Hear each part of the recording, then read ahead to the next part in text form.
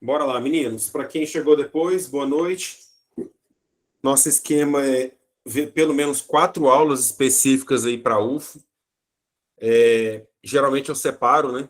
Para quem está fazendo cursinho já esse semestre, geralmente eu separo os conteúdos que são mais incidentes nos processos seletivos. Revolução Mexicana, Revolução Cubana, Chile, né, a ditadura chilena e o governo socialista do Chile, Nicarágua, Argentina. Esses conteúdos até caem no Enem, tá no edital do Enem, mas raramente aparecem lá. Então, eu geralmente não ocupo o tempo da aula voltado para o Enem com esses temas, só se tiver muito tempo, né? O que geralmente não acontece. Se tiver um tempo sobrando, eu pego esses temas e trabalho. Agora, quando a gente está falando de vestibular tradicional, em especial da UFO, aí não tem erro, né? Sempre uma dessas revoluções, desses movimentos da América Latina, cai. Para quem fez vestibular do ano passado, caiu Revolução Cubana e Chile, né? E geralmente vai se alternando assim. A UFO gosta muito de Argentina, gosta muito de México, então vamos de Revolução Mexicana dessa vez aqui. É o nosso primeiro tema. Eu quero, até na semana que vem, trabalhar os 4 principais. Então, essa é a minha intenção. Tomara que eu consiga aí concluir, né? E eu vou fazer em sequência, eu vou na ordem cronológica. Então, eu vou começar com a Revolução Mexicana porque é a primeira. Não é porque mais cai, não é porque é a que mais aparece, tá? Deixa eu só salvar aqui o slide para não ter risco de... Beleza. Menina Lara entrou aí, as 2 Laras.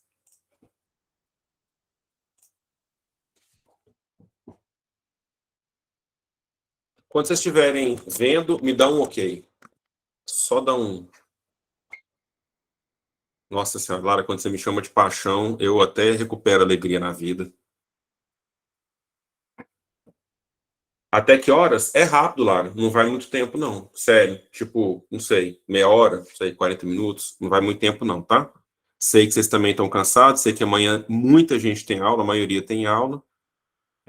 Então, assim, a tendência é ser rapidinho mesmo. O material vai ficar com vocês, a aula vai ficar gravada. Aqui é para tirar dúvida, porque dificilmente vocês viram esse conteúdo em escola. Se já é difícil ver no cursinho, imagina na escola, né? Então, você poderia até me falar aí quem já viu esse conteúdo na escola. Geralmente não é um conteúdo trabalhado. Eu falo porque eu já trabalhei no ensino básico e não é um conteúdo que eu costumo tratar, né? Nossa, Lara, você veio aqui e eu não vi. Caceta, hein? Isso é o que eu chamo de prejuízo para mim. Tinha que ter me gritado, né? Meninos, a Revolução Mexicana vai de 1910 a 1920. São 10 anos de revolução.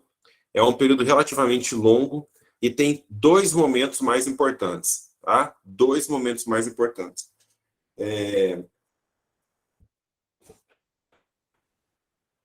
Nossa, tá pedindo confirmação aqui. A primeira mais importante é com esse sujeito que você está vendo em tela aí. Ele é o presidente ditador do México chamado Porfírio Díaz. Porfírio Díaz. Porfírio Díaz, ele ficou no poder durante muito tempo. Então, o período que ele ficou no poder a gente chama de porfiriato.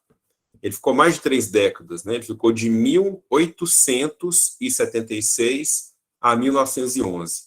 Esse período do porfiriato é um lugar onde aparecem questões. Então, esse é um momento importante. Não é o que mais tem questões, mas é um lugar onde aparece bastante questões, tá bom? Essas revoluções da América Latina, meninas, são sociais. A Revolução Mexicana foi a primeira revolução social da história. Então, ela tem uma importância muito grande dentro da América Latina.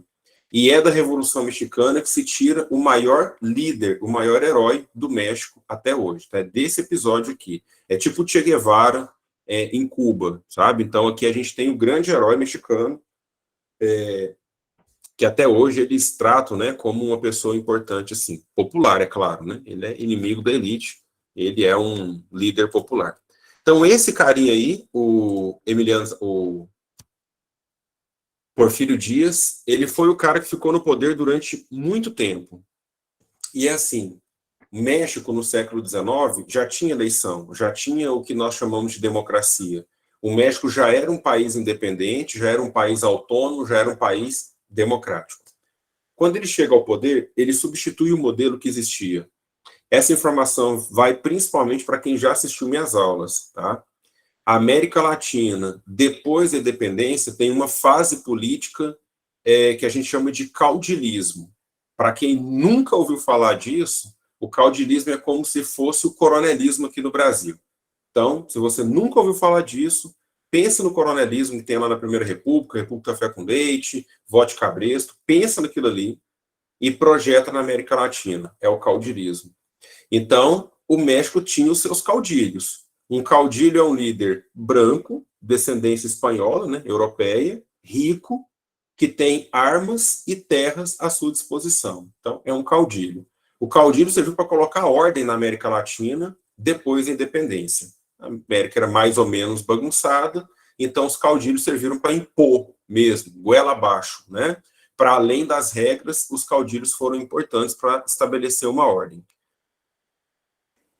À medida que essa ordem foi se consolidando e as pessoas foram se sentindo mais pertencentes ao México, ao Peru, ao Chile, à Venezuela, à Colômbia, a coisa começou a andar um pouco mais. Mais ou menos depois de 50 anos do caudilismo, então ele mais ou menos em 1850, surgem os líderes positivistas. O positivismo é aquela corrente que você estudou na sociologia, que valoriza a indústria, a educação, o desenvolvimento econômico. O positivismo foi muito importante, inclusive no Brasil. Tá. Então, o que esses líderes positivistas tinham? A intenção de modernizar a América Latina a partir da premissa da industrialização. Por que eu estou te contando isso? Porque Porfírio Dias, esse jovem bigodudo, é um positivista, tá? Então, Porfírio Dias, ele é um governante no México que, olhando para o positivismo, vai aplicar uma série de mudanças, de reformas para desenvolver o México. Eleito em 1876, ele só saiu do poder em 1911. E durante esse período aí, para ele conseguir as reeleições e para conseguir continuar no poder, ele agiu com muita violência, com perseguição de morte mesmo, né, de sequestro, de assassinato, e muita fraude nas eleições. E isso também parece com o Brasil, né? O Brasil, na virada do século XIX para o século XX, na Primeira República, na República Velha, teve muito disso aí, né? Muito de violência, fraude nas eleições e processos muito corrompidos. Foi assim que ele se manteve no poder. Sempre que Porfírio Dias tinha a chance de perder uma eleição, ele mandava matar o seu adversário. Aí é mais fácil vencer, né? Quando você não tem adversário, a vitória vem mais fácil. Então, o resumo do porfiriato, ou do porfirianismo, dependendo do examinador, ele pode colocar essa expressão aí para vocês.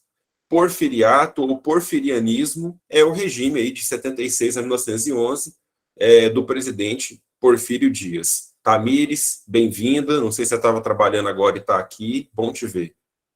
Então, tá aí já um resumo do que eu já falei, tá? Influenciado pelo positivismo no século XIX, e ele colocou em prática o que não era raro naquela época, uma tecnocracia, um governo de técnicos, um governo de pessoas que acreditavam que a inovação tecnológica era importante para o país. E olha só, a quantidade de coisas que tem aqui. Você está no trabalho, Tamires? Ou você está em casa? Só para saber. Se você estiver no trabalho, eu falo baixinho aqui, para você dar um tumé aí no seu emprego. Fala um S ou não? S ou N? S ou N?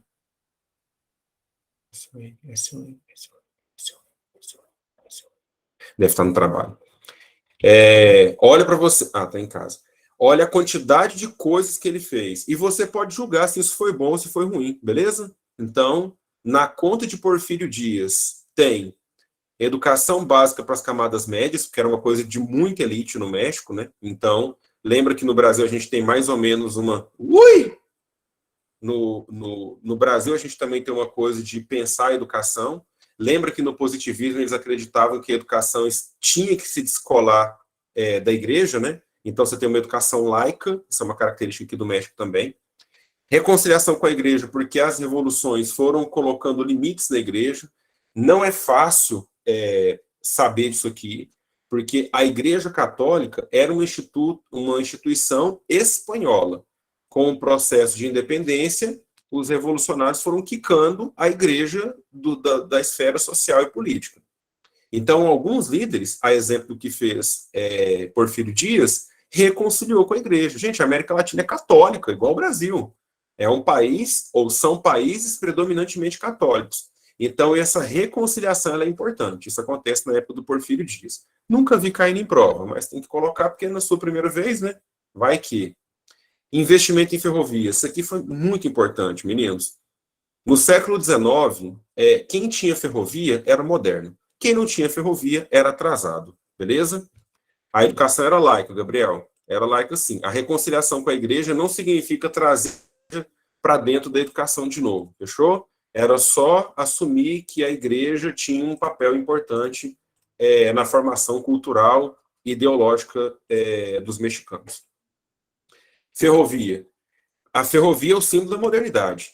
Então, melhora o transporte de pessoas, transporte de minério. O México é um lugar que explora muito minério, né? Então, você tem o desenvolvimento a partir das ferrovias. Brasil, no século XIX, ferrovias, né? Pedro II, aqui no Brasil, estabeleceu uma linha, uma ligação de estrada de ferro, o que foi muito bom para o Brasil. O ruim é que isso aí acabou em algum momento. A Alemanha inspirou o seu desenvolvimento com ferrovias. Os Estados Unidos da América ligou o Atlântico ao Pacífico com ferrovias. Então, veja bem que o México não estava viajando a maionese. O México estava pensando o que se pensava em termos de modernidade naquela época, beleza? Ferrovias, muito importante. Uma região do México é muito ligada ao petróleo e talvez não seja de conhecimento de vocês, tem uma parcela dos alunos aqui que viram aula dos Estados Unidos no século XIX. Um dos territórios conquistados pelos Estados Unidos no século XIX foi exatamente numa guerra contra o México. O México perdeu mais da metade do seu território para os Estados Unidos. Entre esses territórios tinha o estado da Califórnia, que tem muito ouro, e o estado do Texas, que tem muito petróleo. Então, petróleo e ouro são duas riquezas que os Estados Unidos roubaram do México depois da Guerra México-Americana, beleza? Então, o petróleo é uma vertente econômica do México aí, que Porfírio Dias também acabou explorando, tá? Outra coisa que a ampliação da rede de energia elétrica, que era absolutamente precária nessa época. Século XIX é o século da segunda revolução industrial. A segunda revolução industrial é o que traz energia elétrica para o mundo. Então, era muito importante também a ampliação da rede de energia elétrica no México. Exploração de minério, já falei para vocês, é importante no México, e entrada de capital estrangeiro. Muita entrada de capital estrangeiro. E se parece com o Brasil também. Entrada de capital estrangeiro, se você quiser uma resposta rápida, é boa do ponto de vista do desenvolvimento acelerado, rápido. As empresas querem ganhar dinheiro e com isso elas aplicam, né, elas investem aqui para ter retorno o máximo possível, inclusive no petróleo, inclusive no minério. E é ruim porque grande parte dos recursos saem do México e são levados para suas matrizes.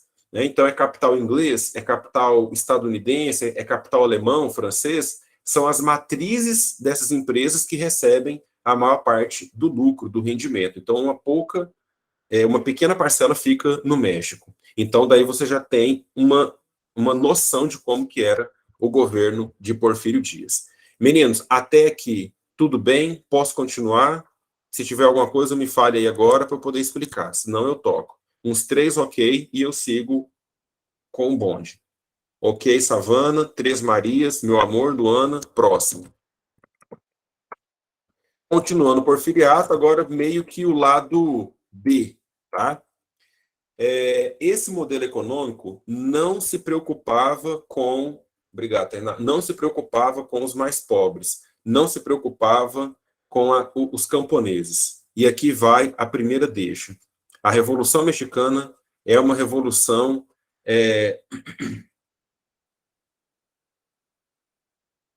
Muro de divisória?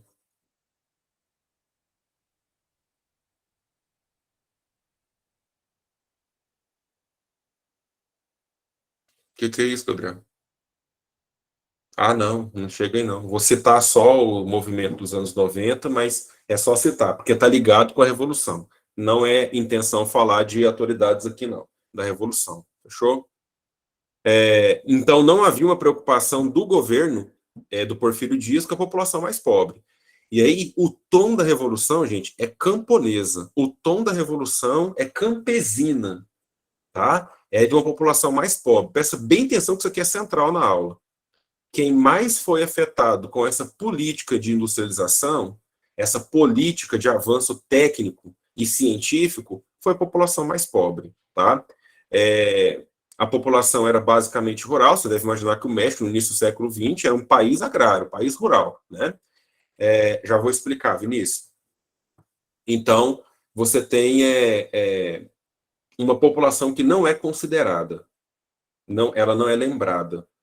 Inclusive, foi feita uma lei, tá aí, ó, Lei dos Baldios, ou Lei Baldios, que é uma lei criada ainda no século XIX, que avançou até o início do século XX, que permitia que o Estado mexicano desapropriasse terras indígenas e terras de camponeses e vendesse, concedesse, doasse essas terras para o grande latifúndio, o grande produtor rural e para as empresas estrangeiras que estavam chegando no México.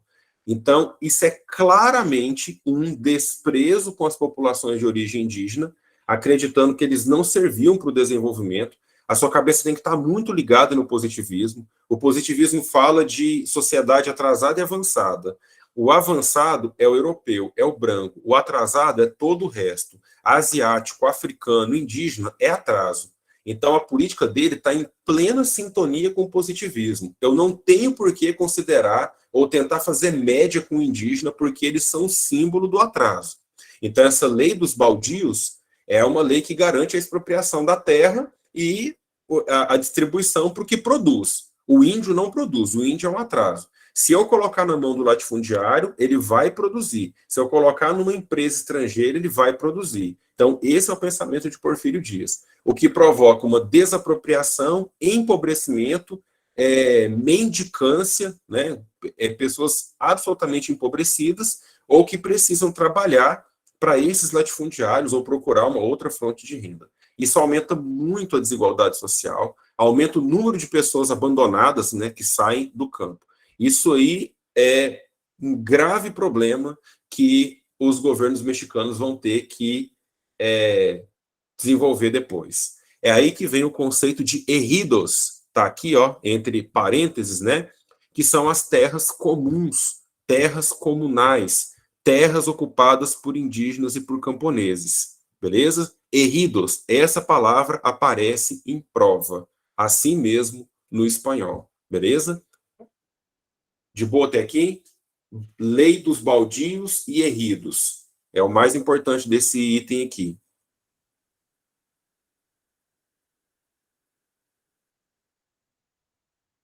Então, vamos lá. Segundo tópico, está falando de é uma consequência do que eu estou falando, né? Violência contra a população camponesa. Outras expressões que aparecem aqui é o de haciendeiros. Se você gosta da língua espanhola e já estudou, você sabe que as palavras que começam com H na língua espanhola, aqui na língua portuguesa começam com F, né? Então, haciendeiros, mesma coisa que fazendeiros, beleza? São donos de fazendas, são latifundiários. Fechou? Aqui a gente tem o perfil mais ou menos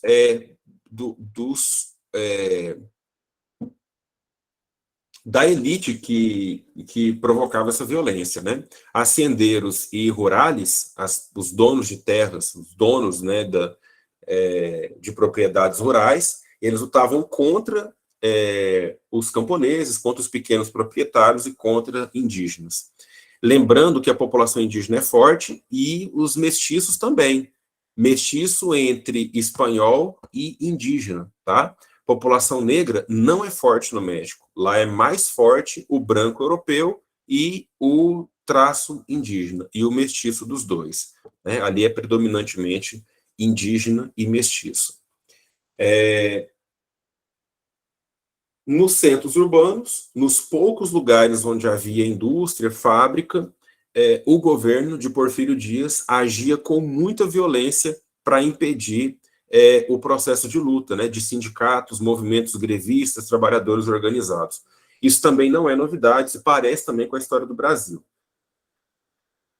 Bom, a coisa muda a partir das grandes demandas que tem na Revolução Mexicana. Então, esse slide aqui, ó, é talvez o resumo do que significa a Revolução Mexicana. Aqui está outra parcela das questões que vão aparecer para vocês. Basicamente, né, luta pela reforma agrária, dos camponeses e pela terra. Veja o quanto eles estão ligados à coisa da terra, ligado à questão agrária, fundiária, muito forte, tá? Para quem nunca ouviu essa expressão, reforma agrária seria um movimento que utiliza as terras à disposição do latifúndio que não estão sendo usados ou que não têm uma função social, para que sem terra, camponeses, indígenas, pessoas desapropriadas, empregadas, possam produzir nelas. O processo de revolução agrária ou reforma agrária pode aparecer conduzida pelo Estado, com indenizações dadas aos proprietários, ou pode ser de forma violenta, invasiva mesmo, sem a recompensa, sem a indenização que o Estado daria. Tá? Então, esse é um dos pontos que são principais na Revolução Mexicana. Coloquei aqui, né, primeira Revolução Social da América Latina, tem essa importância, tá? Serviu de influência para outras. Popular. Então, assim, você me perguntar, a Revolução Cubana foi popular ou burguesa? Popular, Revolução Cubana, em Cuba, beleza? Se você me perguntar se a Revolução Francesa foi popular ou burguesa? Burguesa. A Revolução Mexicana foi predominantemente popular, com liderança caudilha. Quando eu falar caudilho, você pensa em qual país? Fala rápido ou digita aí. Falou caudilho, você pensa em qual país? Rápido. Dica, é a língua que eles falam. E eles não falam mexicano. Falou caudilho, falou descendente de espanhol. Beleza? São eles que fazem o processo de independência. Além de espanhol, eles têm dinheiro, eles têm terra, têm armas. Então, é uma revolução predominantemente popular com liderança caudilha. Liderança da elite, se você preferir assim, tá? Então, a elite se junta com os populares para derrubar Porfírio Dias. Reivindicação popular, derrubada do latifúndio, fim do imperialismo americano, né, tinha muitas empresas lá, né, fim do poder da Igreja Católica. Reivindicação política das elites, fim da ditadura de Porfírio Dias e participação política equilibrada. Então, veja bem, esses dois últimos itens são reivindicações da Revolução, beleza? Mas você concorda que são interesses conflitantes. Nem sempre o que a elite quer é o que vai acontecer. Nem sempre o que os populares querem é o que vai acontecer. Gabriel, esse item aqui, ó, fim da ditadura do Porfírio Dias, porque ele não permitia alternância política, logo a elite não chegava ao poder, e participação política, porque o poder econômico eles já tinham.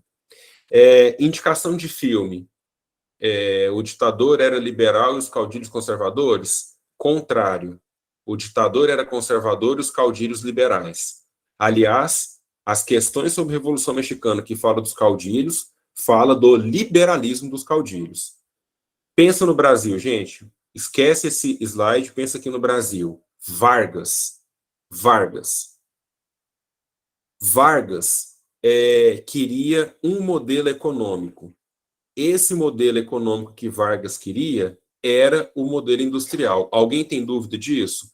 CSN, Vale do Rio Doce, Eletrobras, Petrobras, era industrial. Fábrica de motores, hidrelétrica de São Francisco, era industrial. Beleza? ele é liberal, do ponto de vista, né, de pensar o desenvolvimento da economia. Aqui, os caudilhos eram os liberais da vez. Aqui não dá para levar estritamente econômico, tá? Não é muito simples, a pergunta não é muito simples, né? Para quem não entendeu aí o pega da pergunta aí do Vinícius, tá? O ditador ele é visto como conservador. Gabriel Viana, beleza? Aí tem um filme que eu ia indicar para vocês. Esse filme, ele não é muito fácil de ver, sabe? Vou até escrever o nome dele aqui, ó. Viva Zapata! Com exclamação, antes e depois do Viva Zapata. É um filme, não é muito bom o filme, mas ele é didático. Eu recomendo por conta disso, né? Você quer ver filme bom, você vai para o Netflix procurar depois. Por enquanto, você precisa usar os filmes para você aprender. Tem uma cena muito boa, mas muito boa nesse filme, que é quando um liberal chega ao poder, que daqui a pouco eu vou colocar o nome dele, e um popular vai conversar com ele. Essa cena é muito maravilhosa e vai um pouco nesse caminho da sua pergunta aí, Vinícius. Daqui a pouco eu comento, descrevo essa cena aí, tá? Então, vou passar esse slidezinho. Fui. Francisco Madeiro é um caudilho. Francisco Madeiro, ele é de uma família podre de rica. Cagada de rica. Assim, tá apodrecendo, não aguenta mais riqueza, tá? É a família do Francisco Madeiro. Além de latifundiário, a família dele também mexia com exploração de minério, era podre de rico. Madeiro devia ter uns 35, 36 anos nessa época aí, e ele foi candidato à presidência nas eleições de 1911. Nesse processo de independência, de eleição, ele tinha muitas chances, ele tinha chances reais de ser eleito. O que o Porfírio Dias faz? Manda prender Francisco Madeiro, alegando qualquer coisa para poder tirar ele da cena política. Preso, ele não poderia concorrer às eleições. Com medo de morrer, Francisco Madeiro foge para uma cidade bem na divisa, bem na fronteira entre os Estados Unidos e o México. Ele estava nos Estados Unidos. E lá, autoexilado, ele elabora o chamado Plano São Luís de Potosí. Esse plano já foi questão de prova, tá? Só esse ponto verdinho aí já foi questão de prova, e não raro ele aparece como alternativas de questões para vocês. São Luís de Potosí era a cidade onde ele estava, tá? Então, o plano São Luís de Potosí era o seguinte, ele falou assim, ó, não vamos reconhecer a eleição de Porfírio Dias, não vamos reconhecer. É ilegal, é imoral, é corrupta, ele está tentando de novo, ele me perseguiu, ele não impede, ele fraudou, não vamos aceitar a eleição desse cara. Se você está comigo e não concorda com a eleição de Porfírio Dias, vamos encontrar no dia, se eu não me engano, era 22 de outubro, tipo assim. Era na data de outubro. Aí no slide está novembro, mas eu tô vendo, tá? Era um dia de outubro. Então, todo mundo deveria pegar a arma, ir para o centro, né, da cidade do México, falar assim, vamos tirar o presidente na bala, nós não queremos ele mais. Esse era o plano, vamos encontrar. O que dizia mais? Olha lá, ó. Propunha eleições livres, então essa era a proposta dele, né, para que todo mundo pudesse votar e todo mundo tivesse igualdade de condições na hora de competir. Restabelecimento dos ejidos, lembrando, ejidos são terras comunais, terras dos camponeses, terras de populares, e a promessa de uma reforma agrária. Meninos, ele é latifundiário, ele é dono de terra, e ele não ganharia nada com o estabelecimento dos ejidos da reforma agrária. Mas quando ele fala isso, ele está convocando a população, ele sozinho não vai vencer nada. A elite é um número muito pequeno, e que, no geral, a elite xinga, reclama, porque a gasolina está cara, porque o diesel está caro, porque o leite está caro, mas tem dinheiro, beleza? Tá caro, chora, xinga no Twitter, mas vota no mesmo candidato conservador, beleza? Bate perna, esperneia, briga com você, mas vota do mesmo jeito. O pobre não. O camponês não. Tainá, tudo que você me pedir, eu fiz, então não tem erro, beleza? Manda esse slide sim. Aliás, eu quero que vocês fiquem com eles para vocês ir lendo na viagem, tá? A gente vai sair daqui do dia 20, na hora do almoço. Vocês vão lendo os slides de Revolução Mexicana, Chile, Cuba, Nicarágua e Argentina. Aí tá. Então ele faz uma proposta que agrada o povo, que agrada o pobre, que agrada o índio, que agrada o mestiço. Por isso, ele conta com a participação dessas duas figuras que está em verde escuro negritado. Os dois principais nomes da Revolução Mexicana. Pancho Villa, ou Pancho Villa. Pancho Villa, ele atua na região norte do México. E, porra, velho, eu não tô colocando isso aqui à toa. Não é o tipo de informação que você vai encontrar quando eu estou dando aula, mas nesse caso aqui é importante. Pancho Villa atua na região norte do México. Emiliano Zapata, o maior líder da história do México, Emiliano Zapata, ele luta e reúne populares ao sul. Deixa eu te perguntar aqui rapidão. Qual é a parte mais próxima dos Estados Unidos? O norte do México ou o sul do México? Se você não responder, eu já vou encerrar a gravação e vou embora. Eu vou até interromper o compartilhamento aqui. Tem mais gente aí. Mas quer mais uns 2 ou 3. Norte. Norte. O resto tá tudo cocoricó, tá comendo. Bom, beleza. Beleza. Então tá. Norte. É norte. Obrigado. A voz, então, aí é para dormir com os anjos. Norte.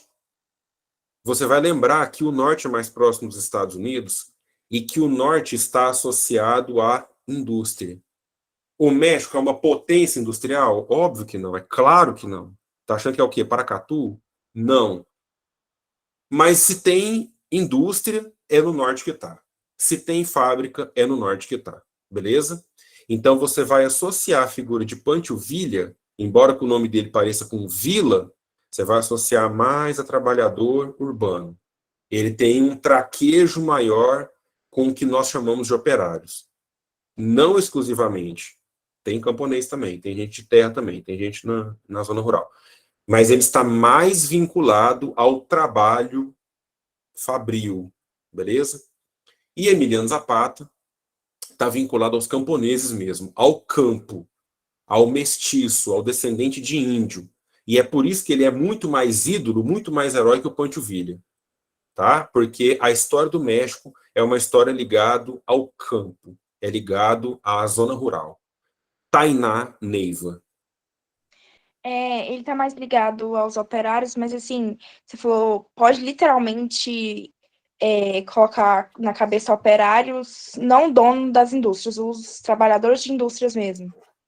Isso mesmo, trabalhadores. Todos eles estão mexendo com populares, tá? Pancho Villa e Zapata estão mexendo com gente pobre, para ficar claro.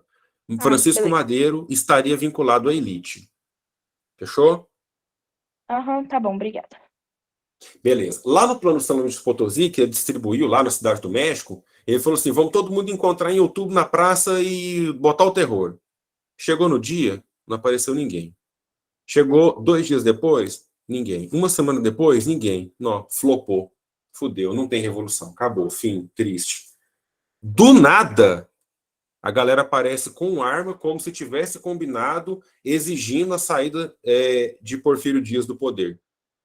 Não sei explicar por quê, mas depois da data combinada, ali no mês de novembro, é que eles fazem um levante armado, uma luta armada ameaçando o governo e a vida de Porfírio Dias. E aí, Porfírio Dias foge para os Estados Unidos e o México consegue triunfar, acabar com a ditadura. Entre 1911 e 1920, teve, tipo assim, uns 8 presidentes, mas não são todos que caem para vocês, tá? Não são todos. Geralmente vai aparecer o nome de 3 presidentes. O primeiro é o Francisco Madeiro. Francisco Madeiro, ele foi presidente do México de 1911 a 1913. Isso porque a Revolução acontece em 1910. Então, acontecem as eleições e Madeiro, ele foi eleito. Repetindo, Madeira é da elite. Pancho Villa e Zapata são populares. E agora eu vou descrever a cena que eu te falei que tem nesse filme Viva Zapata. Viva Zapata! Emiliano Zapata, ele conduziu os populares. Emiliano Zapata tem um chapelão bem grandão, um sombreiro. Todo popular tem um chapéuzão desse. Todo mundo é muito simples. Todo mundo tem bigodão, tá? Imagina esse cenário. Ele conduziu os camponeses a fazer a revolução, junto com Ponte Villa e junto com Francisco Madeiro. Quando Francisco Madeiro vence, ele vira o presidente. Ele foi eleito, virou presidente. Beleza, derrubamos. Sombreiro, isso mesmo. Quando eles vencem, Francisco Madeiro chama, isso é cena do filme, tá? É do filme. Essa cena pode até ter acontecido na vida real, mas eu estou descrevendo uma cena do filme. Ele chama, gente, eu adoro essa cena, nossa senhora. Ele chama Zapata dentro do Palácio Presidencial e fala assim: Zapata, vencemos, triunfamos, derrubamos a ditadura, acabamos com a opressão. Finalmente o México vai caminhar. Agora, Zapata, você pode pedir para o seu povo guardar as armas e voltar para casa, que agora a gente triunfou. Olha que cena genial. Emiliano Zapata pega a arma dele, que é uma espingarda, aponta para a cara do presidente Francisco Madeiro. Eu não duvido que isso tenha acontecido, mas é uma cena do filme, repito.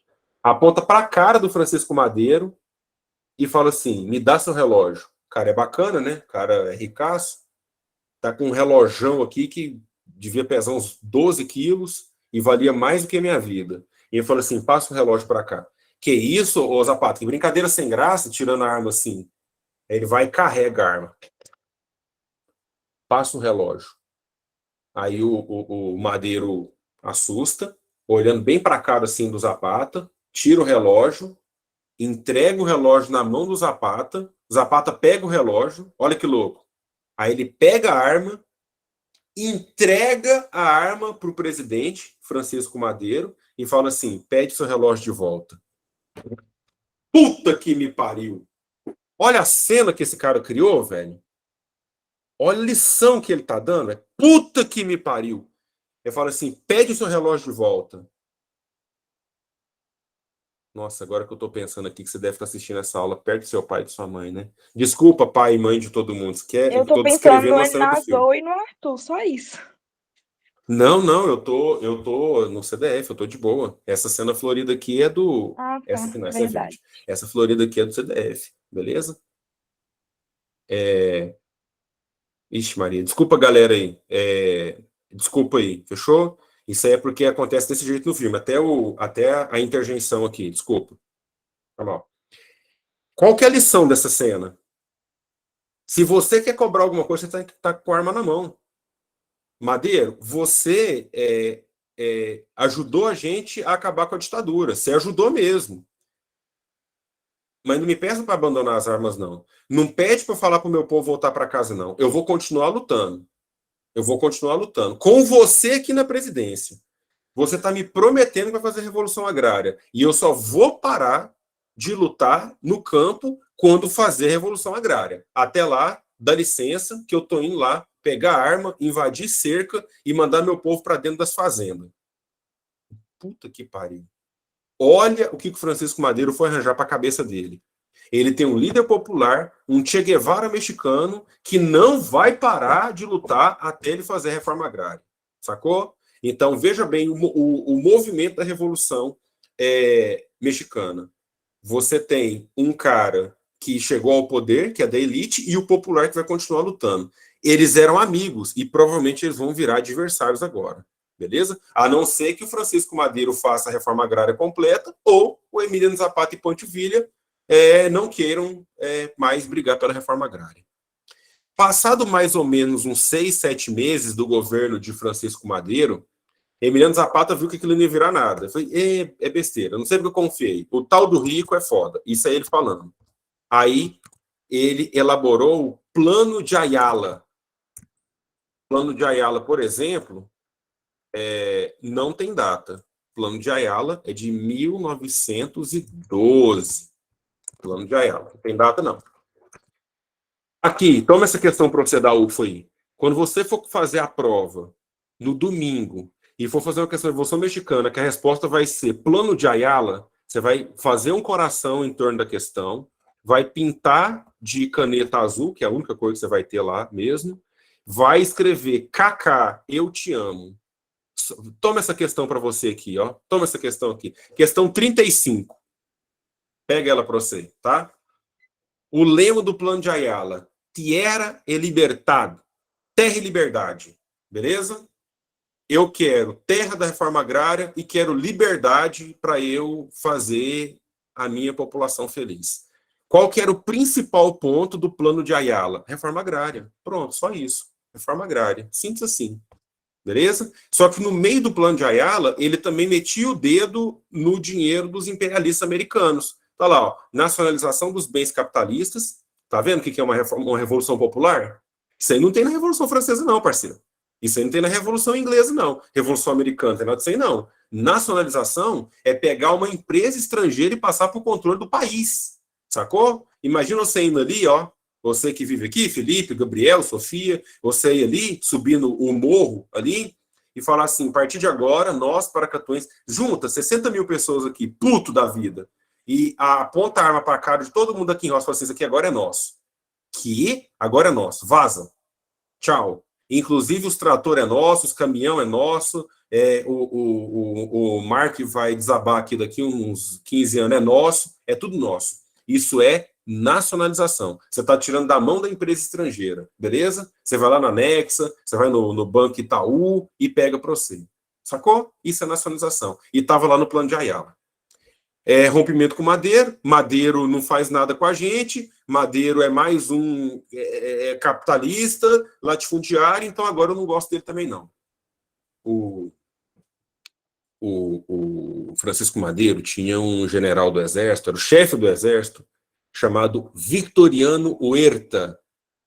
O Huerta falava assim: comandante, presta atenção, comandante, El Zapata vai fudê-lo. Assim, ó, o cara falou assim: ó, mata esse cara antes que ele te mate. Vitoriano Huerta era o cara do exército que falava assim: ó, você é um frouxo. Se eu fosse você, eu pegava esse Vila e matava ele. Se eu fosse você, pegava o Zapata e matava ele. Esse povo aí, eu vou te contar. E o Francisco Madeira não deu muita ideia, não ouviu muito. Um dia, Vitoriano Huerta falou assim: presidente, precisamos reunir aqui numa cidadezinha do interior do México, corre para cá. Foi lá o presidente Francisco Madeiro. Quando ele chegou lá, Vitoriano Huerta e os membros do exército estavam com a arma apontada para a cara do presidente. Presidente, um abraço. Vral! Francisco Madeiro foi assassinado pelo seu chefe do exército golpista, Vitoriano Huerta.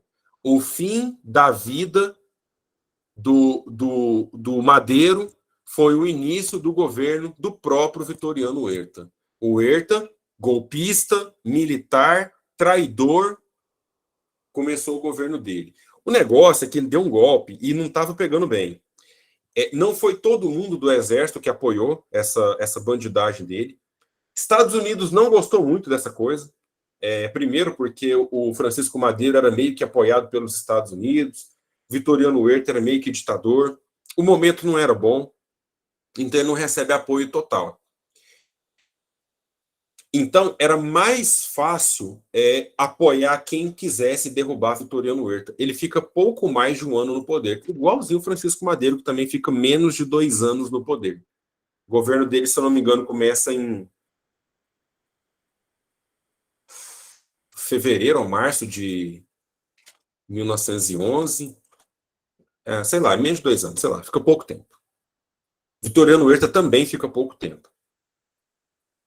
Você deve imaginar que Emiliano Zapata, que já não gostava de Francisco Madeiro, tem um desprezo ainda maior com o Huerta, que ele já não dava. Um era militar, reaça, o outro era Che Guevara, era Guilherme Boulos. Eles não combinam, eles não dão certo. Então, Emiliano Zapata intensifica o seu movimento popular, intensifica o seu movimento camponês e passa a fazer ações para tentar derrubar Vitoriano Huerta. Então você tem lideranças populares lideranças burguesas, inclusive, né, pessoas da capital, que queriam o fim do governo do Vitoriano Huerta. Deixa eu só ver se a chave do CDF está aqui comigo, que acabou de bater o sinal. Está aqui, podemos ficar até mais tarde. Mas não vai demorar muito, não. Fica tranquilo. E aí, não demora muito para o Vitoriano Huerta também tomar um golpe e sair do poder, beleza? Então, estou colocando o nome dele aqui para você saber que ele tomou o poder, que ele é golpista, que ele assassinou o presidente e ele também sai do poder. Ele foge para não morrer, tá? E aí a gente entra no governo que, para a Revolução, é o mais importante. Venustiano Carranza. Carranza é o presidente que vai colocar em prática os principais pontos da Revolução Mexicana. Beleza? Há uma luta por parte da burguesia mexicana, dos intelectuais mexicanos, para poder organizar a casa, para poder falar assim, ó, precisamos de uma Constituição, precisamos de regra, a gente não pode ficar... Até aqui eu coloquei o nome de 2 presidentes, já passaram 6 aqui, tá? É porque eu não vou colocar o nome de quem ficou semanas, tem presidente que ficou 1 mês, tem presidente que ficou 4 meses, não vou colocar esses nomes não. Já é difícil lembrar desses aqui, imagina de todos. Então, houve um movimento muito forte para que o México tivesse uma Constituição. Então, eles percebiam, a classe burguesa percebia que Emiliano Zapata e Pancho Villa era um problema. Eles eram populares, eles estavam ligados a camponesa, gente pobre, gente sem terra. Então, eles sabiam que era necessário acabar com esses movimentos mais radicais, lembrando que radical do ponto de vista burguês, né, do ponto de vista da burguesia mexicana. Eles tinham que acabar com isso para que eles conseguissem se desenvolver, para que o México tivesse em ordem. Então, Carranza fez isso muito bem. Olha os pontos da Constituição que foi aprovada em 1917. Vamos lá. Direitos indígenas sobre os ejidos. Meninos, mais da metade das terras do México passou para controle dos indígenas, dos camponeses. Mais da metade das terras foi para a reforma agrária. Então, os ejidos foram reconhecidos pelo governo mexicano e grande parte da reivindicação desses populares foi atendido, sacou? Mais da metade das terras foi para a reforma agrária. Isso é muito significativo. Outro ponto, para atender os trabalhadores urbanos, porque o primeiro item é para atender os trabalhadores rurais. O segundo item, para atender os trabalhadores urbanos, operários. Legislação trabalhista, jornada de 8 horas diárias. Isso é muito bom para a época. Proteção das grávidas, proibição do trabalho infantil, que eu nem coloquei aqui, direito às férias, descanso semanal. Gente, ele parece Vargas, né? Tá vendo aí? Parece Vargas. Se você copiar o item 2 e colocar lá no Vargas, vai dar a mesma coisa. Então, uma organização trabalhista. Isso os trabalhadores gostaram demais. E não é porque o Carranza é gente boa. Não é porque o Carranza, nossa senhora, como ele é Jesus aqui no México. Não, é porque isso é pressão popular. Os caras estão fazendo invasão de terra e de fábrica de 1910. Véio. Os caras tiraram o ditador do poder e ajudaram a combater outro. Então ele sabe que se ele não atender as reivindicações populares, ele também vai cair. Véio. Sacou? Na prova de história, você não vai pensar que é uma concessão. Você vai falar que isso é fruto de luta, de protesto, de reivindicação popular. Já falei isso 1 milhão de vezes para quem é meu aluno.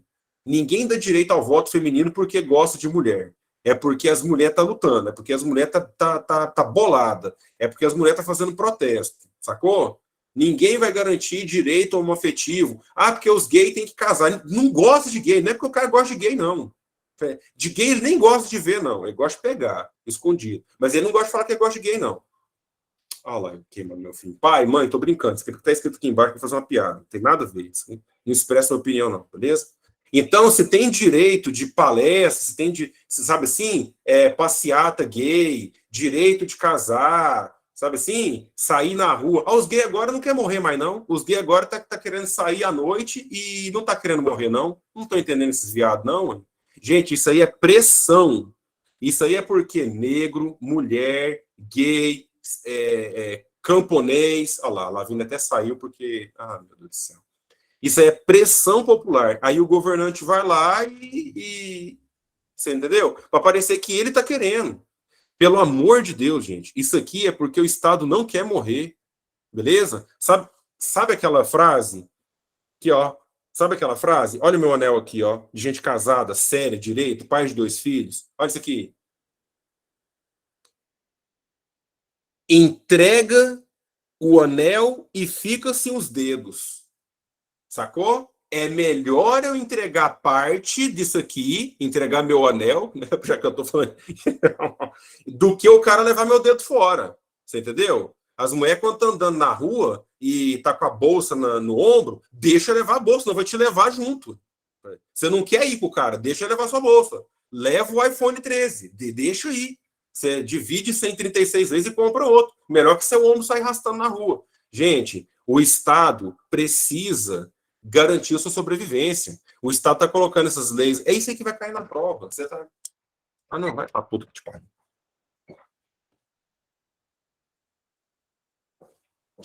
Véi, deixa eu te falar. Para de pensar que o Estado está dando alguma coisa, senão você vai errar a questão de Revolução Mexicana.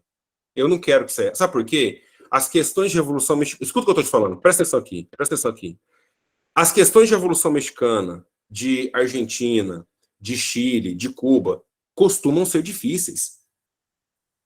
E o seu menino que está competindo na vaga com você, ele vai errar. E foda-se, porque isso aqui não é o Enem. O Enem, se ele errar a questão difícil, tá tudo bem. Ele vai chegar e vai sorrir em casa. E o TRI vai sorrir para ele de volta. Aqui, uma questão fácil é uma questão difícil e não tem TRI. Você tem que acertar as fáceis, porque você vai acertar as fáceis e vai acertar difícil também, que o outro lá não vai acertar.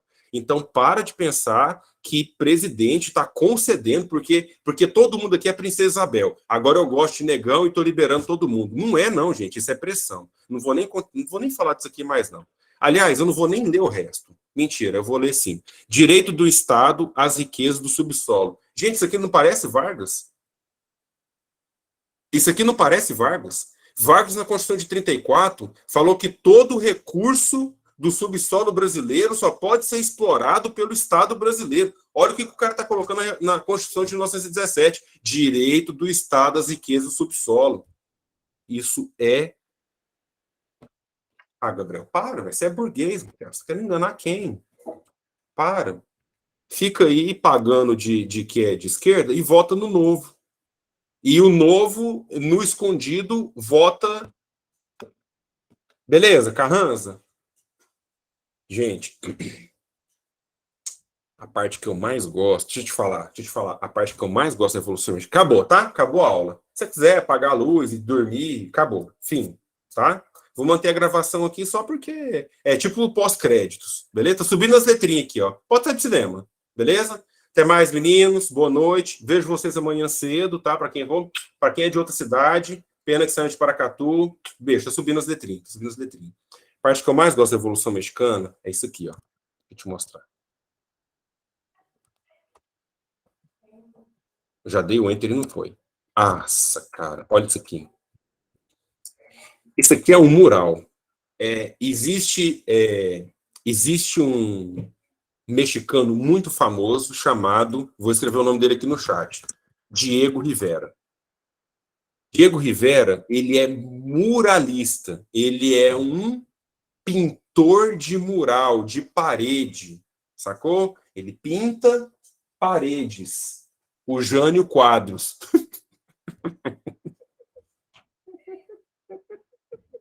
Desculpa. Diego Rivera, ele é muralista.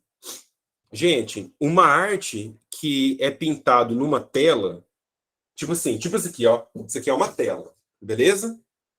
Tá vendo essa tela aqui? Dá pra você ver ela inteira? Isso aqui é uma tela, beleza? Não sei com que material não, mas é uma tela. Isso aqui fica dentro de casa. Quem é que vai ver o que tá pintado aqui? Se o cara tá pintando o muro, é porque ele tem a intenção de que todo mundo veja. Ele tá pintando parede, muro, igreja. Ele tá querendo que passa. Eu falei assim, caralho. Sabe aqui, Janaína? Sabe a Jana aqui? Que pinta os muros tudo de Paracatu? Sabe ali no Jockey? Você passa ali e vê. Ela não tá querendo que fique escondido na casa dela, não. Na casa dela, ela esconde Portinari. Na casa dela, ela esconde Michelangelo. Se é uma arte que é para ser vista, ela não é arte pela arte. Para de errar a questão, tá? Você que vai fazer o UEL, você que vai fazer o NB, que adora arte, a arte muralista é uma arte política. Ele quer comunicar alguma coisa. Sacou? Ele quer te dar uma informação. Dá uma olhada nessa imagem aqui. Tira a minha cara e clica lá na imagem. Vamos ver essa imagem aqui. Ó, no centro, essa mulher de camisa é a Frida Kahlo. Beleza? Essa mulher ao centro, de camisa avermelhada, é a Frida Kahlo. E cada pessoa aqui na frente é uma pessoa famosa da Revolução Mexicana ou da história do México. A gente conhece a Frida Kahlo. Para o seu governo, Frida Kahlo é a esposa do Diego Rivera. Frida Kahlo, jovem, menor de idade, se apaixonou perdidamente por Diego Rivera. Diego Rivera já tinha uns 40 anos quando ela tinha 17, já pintava parede, pintava quadro, pintava tela, pintava quem aparecesse na frente, se é que você me entende. E aí ela posou para ele, ela apaixonou, ele, vral, e eles casaram. Frida Kahlo, um dos maiores símbolos femininos da história, foi a esposa de Diego Rivera. Aí Diego Rivera fez esse mural aqui, com ela ao centro. Perceba o que está escrito na fita, é nós na fita. Está escrito, são com vocês que o trabalho rude destrói o meu... Não sei não está dando para ver não. Véio. Mas lá no fundo tem uma bandeira vermelha, olha lá no fundo, no canto superior direito tem uma bandeira vermelha escrito Tierra e Libertad. Tá vendo? Inclusive tem uma foice. Vocês estão vendo? Do lado esquerdo tem uma foice e um martelo. Gente, vai, gente. Foice e martelo é símbolo de qual movimento? Comunista. Qual movimento foice e martelo? Comunista. Sacou? A foice é a junção, é o do trabalhador, e o martelo é do operário. Foice e martelo. É a bandeira estampada na Revolução Russa, que deu origem à União das Repúblicas Socialistas Soviéticas. Para você não errar uma questão difícil. Essa aqui é a questão difícil. A questão está falando para você que a Revolução Mexicana é uma revolução socialista. Errado. Beleza? A Revolução Mexicana não é uma revolução socialista. Sequer se inspirou no socialismo. Beleza? Mas parece, tem cheiro, andado, cara de socialismo. Mas não é socialista. Beleza? Tem que escrever, Lara. Até porque, se você pegar a arte do Diego Rivera, ele colocou o símbolo do comunismo aqui, ó. Nessa imagem, ele está tentando te mostrar que tem intelectual, jornalista, trabalhador fabril, tá? Dá para você ver pelos equipamentos que ele está na mão. Tem uma espécie de máquina no canto esquerdo aqui dessa imagem. Tem várias foices, tem trabalhadores campesinos lá no fundo, beleza? Tem gente com um chapéuzinho aqui, ó, que simboliza a burguesia, gente bem vestida, sacou? Então, esse mural do Diego Rivera aqui, ó, essa menina aqui, que está abaixada pegando uma arma, é a Tina Modotti. Ela participou da Revolução e ela entrega a arma, sacou? Então, esse mural é uma homenagem à Revolução Mexicana, beleza? Deixa eu voltar aqui, a Revolução Mexicana é socialista, tem que servir para gravar, só porque é anacrônico? Mas é proposital, sabe, Gabriel? Ele está homenageando. Não tem ideal socialista de nenhum líder, nem de Zapata, nem de Villa, nem de ninguém. Eles não estão me inspirando no socialismo. Não estão. Simples assim. Beleza? Ainda que nacionalizar, ainda que reforma agrária, ainda que terra sejam ideais presentes no socialismo, não são exclusivos do socialismo. Fechou? Não erra questão difícil. O seu concorrente vai errar. Deixa ele errar, tá tudo bem. Tá tudo bem. Ele não tá 10h30 da noite estudando, então a gente permite que ele erre. Deixa eu só ver se eles fecharam o CDF aqui. Se não fechou, eu vou fechar. Só um minutinho. É um minutinho, só para você anotar aí que Revolução Mexicana não é Tainá socialista e não é comunista. Galera, pode ir. Alguém aqui. Vou baixar. Pode trocar. Fechou? Beijo. Obrigado. Até.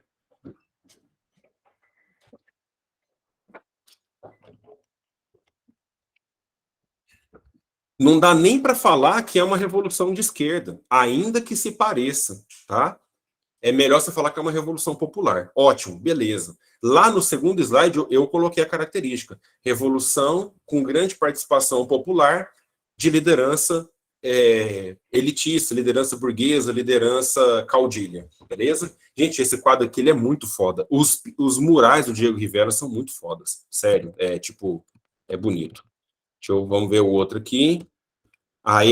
Essa aqui é da Frida, essa aqui é da Fridinha. Fridinha sanguinária. Fridinha gosta de tocar o terror. Ao centro, no meio aqui, é o Emiliano Zapata, beleza? Aqui é a representação do Emiliano Zapata. Então, ele retrata violência, ela retrata a revolução. Olha aqui, ó, gente morta lutando pela terra, aqui no centro, ó. Sacou? Ó, gente apontando arma pro próprio Zapata, descendentes de indígena, parecendo com uma... aqui, ó, esse no canto inferior direito, tá vendo que tem uma figura colorida? Isso aí é Quetzalcóatl, é um deus asteca. Quetzalcóatl é o principal deus asteca. Então, é uma imagem é um mural muito lindo, que ela pinta e ela está comunicando. O vínculo religioso, o vínculo dos astecas, a luta pela terra, a opressão dos soldados. Olha no canto esquerdo, a galera apontando arma para os populares. Essa aí é a nossa querida Frida Kahlo. E deixa eu te falar, Frida Kahlo, ela é mais de esquerda do que o Diego Rivera, beleza? Deixa eu te contar uma fofoca aqui da Frida Kahlo. A Frida Kahlo teve vários relacionamentos, né? Assim, Diego Rivera, ele era mulherengo, o Diego Rivera pegava todas as mulheres que aparecia, mesmo depois de casado. Esse indecente teve a coragem de trair ela com a própria irmã. Ele é um nojento, né? Diego Rivera é um nojento. E as mulheres piravam nele. Tem um filme da Frida que chama Frida, e o Diego Rivera é interpretado pelo Alfred Molina. Sabe quem que é o Alfred Molina? Ele fala assim, ó. Peraí.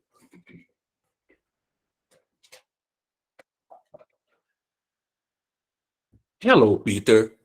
Alfred Molina é o que interpreta o Dr. Octopus. Ele é um puta de um ator, ele é uma caralha de um ator, e ele interpreta o Diego Rivera nesse filme da Frida. Gente, a Frida, cansada de tomar a galhada do Diego Rivera, falou assim, então ele quer mesmo? Então, beleza. A Revolução Russa tinha acontecido, teve uma tretinha entre os líderes da Revolução Russa, Lenin morreu. Depois que Lenin morreu, Stalin e Trotsky brigaram pelo poder. Stalin vence essa disputa. Trotsky, com medo, vaza da Rússia e fala assim, vou ficar o quê? Stalin é doido. Stalin começou a matar os próprios colegas da Revolução. Trotsky vaza. E vaza para o México. Adivinha quem recebeu Trotsky em casa? Frida Kahlo recebe Trotsky em casa e ela fica mais comunista, ela fica mais socialista, porque ela entende da foice do martelo do Trotsky, sacou? E aí ela se apaixona ainda mais, ela fica mais de esquerda, ela compreende mais o mundo, as pinturas dela são cada vez mais escancaradamente socialistas, e aquele love que o Diego Rivera me arranja de ficar com ciúme. Eles até divorciaram, tal, e aí a Frida Kahlo começou a se divertir demais depois disso aí. Sacou? Exatamente, um chá de socialista. Só que geralmente o chá é o contrário, né? Enfim, foda-se.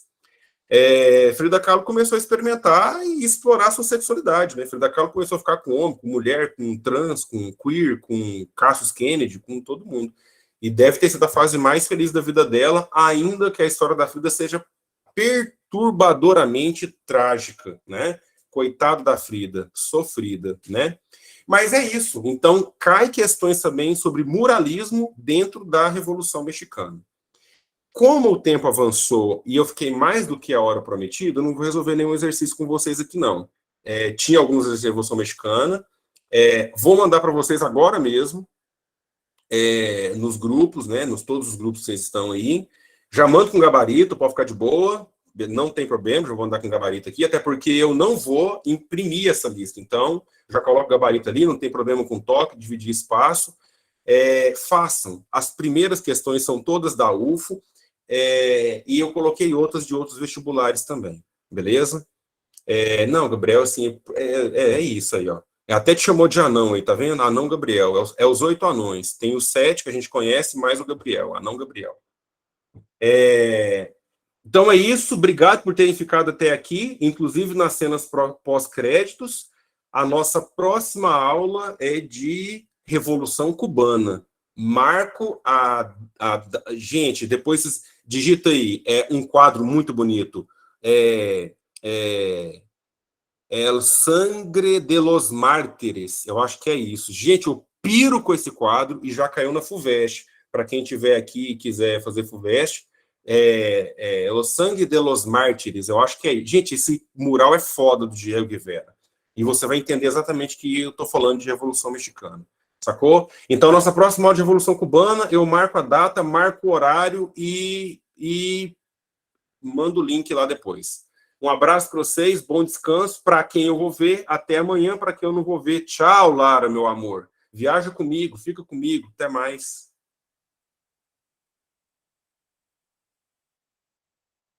Cacá, Oi. deixa eu te fazer uma pergunta. Em Deixe relação mais.